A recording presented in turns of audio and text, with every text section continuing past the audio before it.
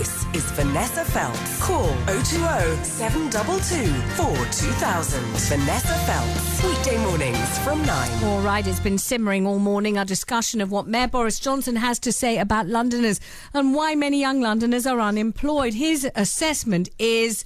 Well, I'll read you exactly what he said in his own words so you don't think that I'm putting words into his mouth. He says this: look at Pret-a-Manger. If you've been to one recently, how many native Londoners served you? What's going on? London is a fantastic creator of jobs, but many of those jobs are going to people who don't originate in this country. They are hard-working, good people, and we need to learn from them and understand what it is that they have got that makes them able to get those jobs that young Londoners don't have.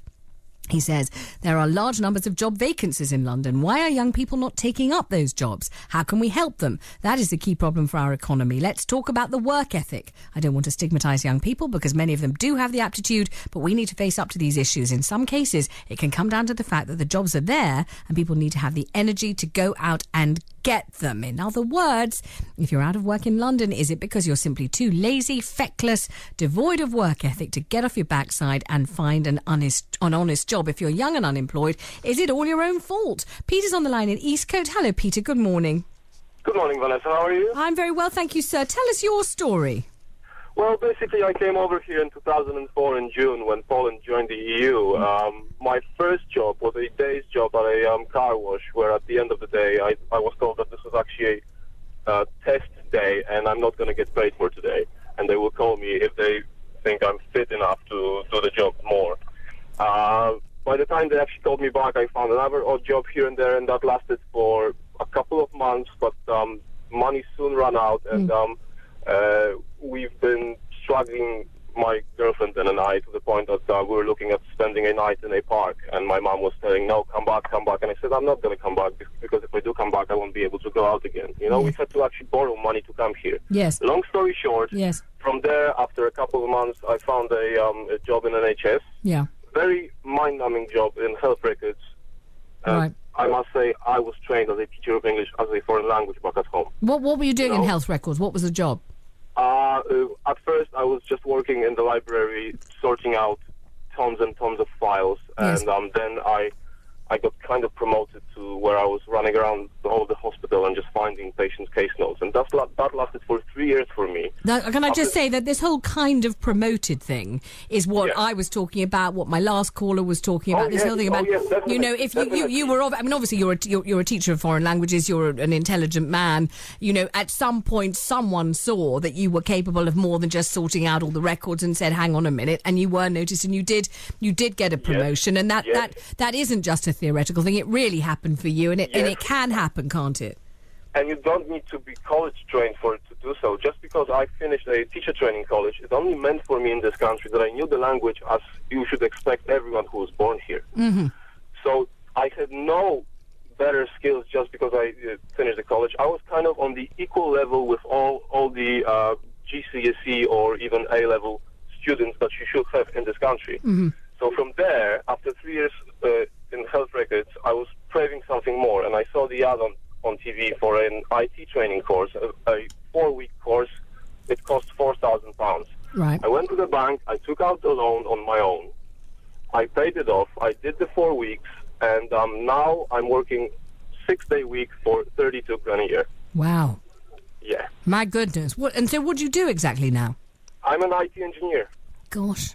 For a massive international company that provides IT services for your major high street retailers. Blimey, haven't you done amazingly well? Let me ask you, once you'd completed the £4,000 course, was it fairly easy to find a job or quite difficult? It was, to be quite fair, I must say, when I was called to the interview, I was called there with a colleague of mine from the same course. Yes. It was a black fellow, more or less my age. Yeah. And when he came for the interview, he drove up in his Beamer convertible that he had. And when I came to the interview, I drove up in my P3T3R Golf Mark III. Yes. Yeah, and after speaking to him and to me, they decided to hire me because they saw me and they knew about my loan. Mm-hmm. They saw me as a someone who's going to stay with them because he has to. Yeah, someone's going to take it very, very seriously. Yes. Can I ask you something, if you wouldn't mind, just to set the scene a little bit? When you borrowed the money, you and your girlfriend, to come here from Poland, you said Poland, didn't you? Yes. What would your prospects have been if you'd stayed in Poland?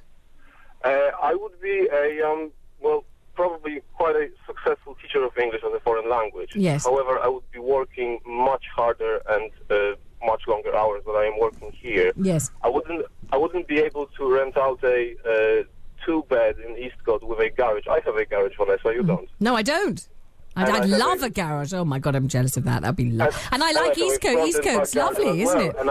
And I was looking at a prospect of sleeping in a park at some stage in this country. So, Yes. so this is if you want to do it, you can do it, but you have to stick through it and not just say, oh, I have to have it right now, or it needs to be given to me, or I deserve it. No one deserves anything in the world of 6 billion right now. Okay, let's get serious. It's very difficult, as everybody always says, and they are right, to put yourself in somebody else's shoes. To walk a mile in someone else's shoes is impossibly difficult. You know, however much empathy you feel you have, we can only have our own experiences in life. And if you don't come from Poland and you don't have your background, but you are born in London and you've been to school in London and you've grown up living in your parents' house in London, I suppose it's understandable that you're not going to feel about a job exactly as you would feel, Peter. Is that right?